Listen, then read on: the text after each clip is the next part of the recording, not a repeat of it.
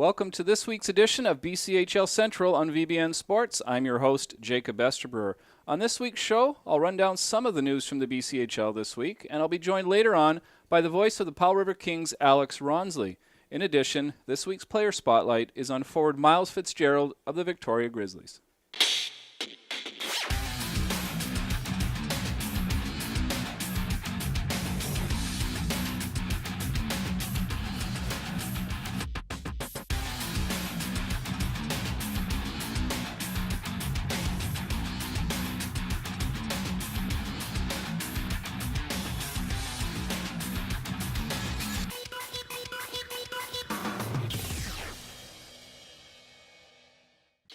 A former member of the Chilliwack Chiefs made headlines around North America this week. Goaltender Mitch Gillum, making his first NCAA appearance with the University of Cornell, not only earned the victory, but scored his team's fourth goal. It down for Chartrain, left wing side, Joachim Ryan, the check. Bardreau tries to clear, can't do it. This one gloved down by Gillum. He'll shoot it length of the ice and score! Mitch Gillum, his first career start. And the freshman goaltender gets the goal to ice it just as the Big Red drew it up. It's 4-2. Yeah, that is a beautiful thing, and here comes Gillum out to get his congratulations to his goaltender, to his teammates, and it was a heck of a shot the length of the ice, and young man's pretty excited. BCHL teams were involved in a flurry of roster moves leading up to the December 1st roster deadline that sees each team left with a maximum of 25 player cards. That number includes players on the active roster. Be sure to check the BCHL website for all the information on all the latest transactions. The BCHL's 5-Hole for Food Challenge continues this coming weekend in both Powell River and Salmon Arm.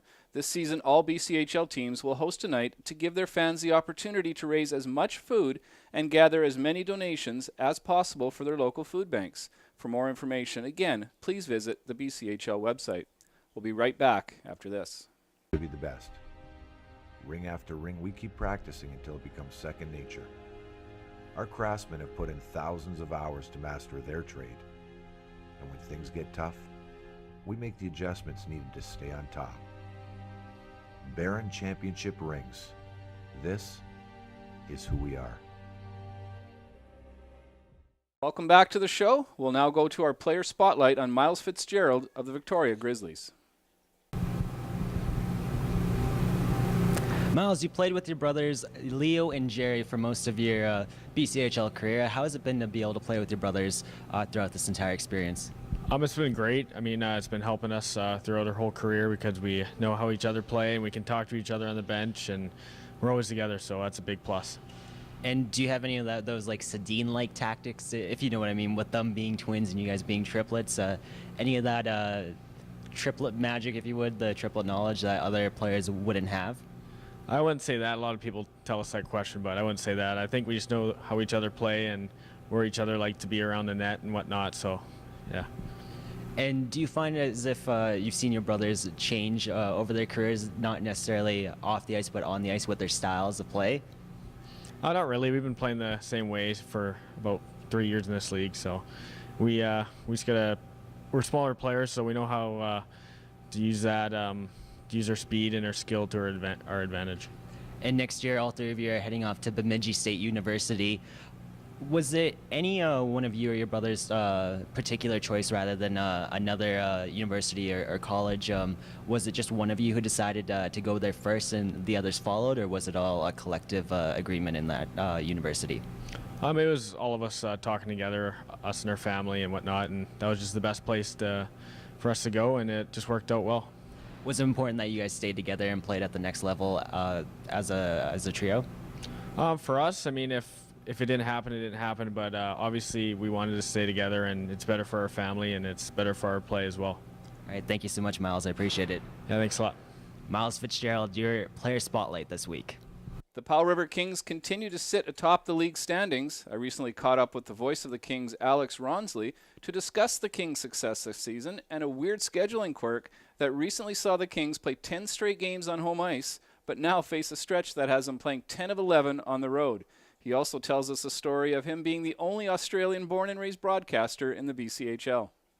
I'm joined now by the voice of the Powell River Kings, Alex Ronsley, and I apologize if I haven't got that Australian name exactly correct, and that's what I want to touch on first. Yeah. How does an Australian end up as a play-by-play for hockey in Canada? Yeah, it's my family and I came here in 1998. Thank you very much for having me, by the way.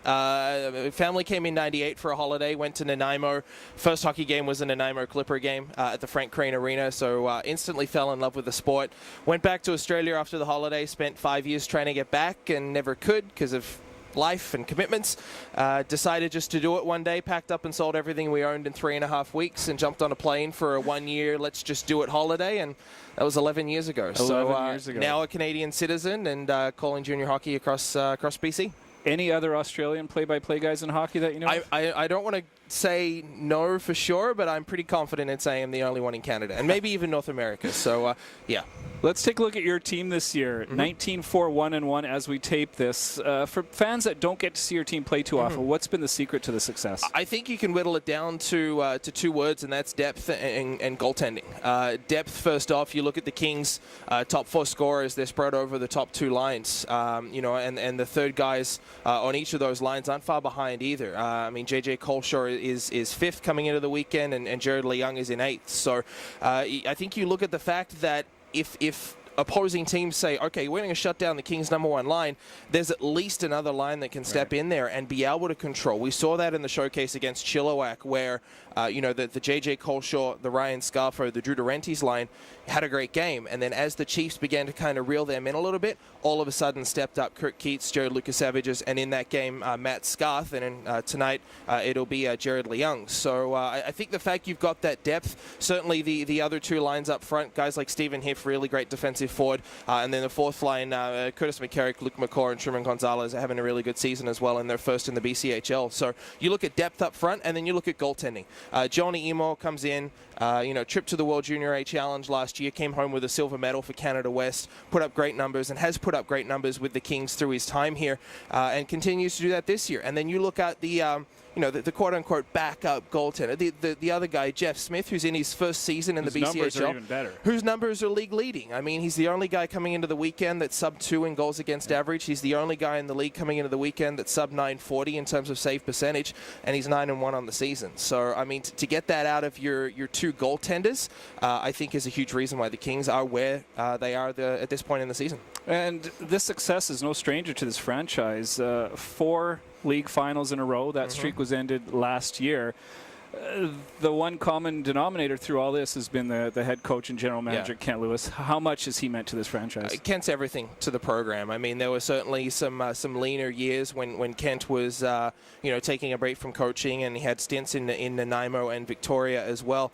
But I mean, certainly he comes back. He's everything. He instills everything in the guys on the ice. He instills the values and the ethics off the ice.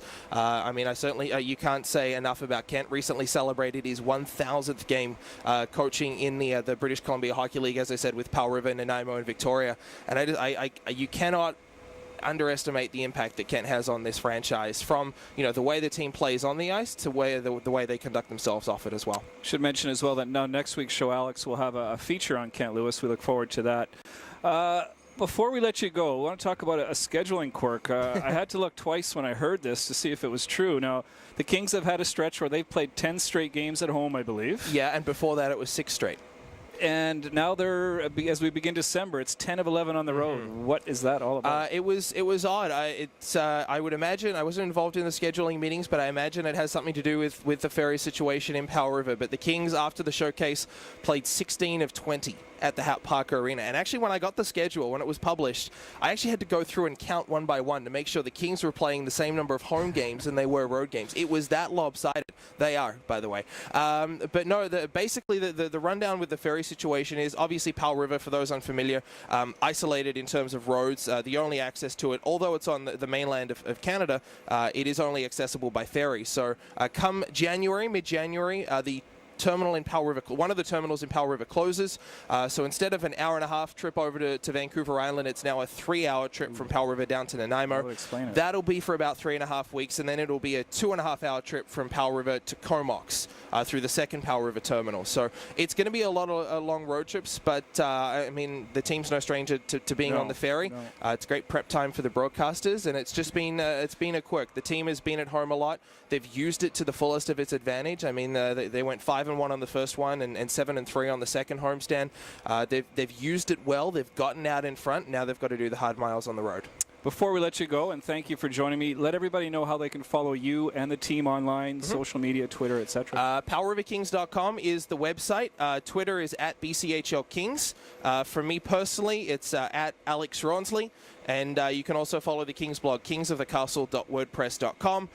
Team's on Facebook as well. If you want to check that out, just search for it's facebook.com/PowellRiverKings. Thanks again, Alex. Appreciate it. Thank you. That's it for the show this week. To keep up to date on the BCHL and all junior sports from around the province, please visit vbnsportsnetwork.com. Thanks for watching.